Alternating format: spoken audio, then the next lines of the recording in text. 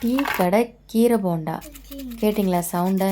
நல்லா சூடாக கறக்கு முறக்குன டீ கூட சாப்பிட்றதுக்கு வாங்க எப்படி பண்ணலான்னு பார்க்கலாம்.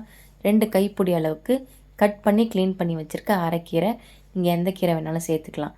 பொடியாக கட் பண்ண வெங்காயம், இடித்த பூண்டு, இடித்த இஞ்சி, பச்சை மிளகா, மிளகாத்தூள், உப்பு, கூடவே கடலை மாவு தேவையான அளவு சேர்த்துக்கலாம்.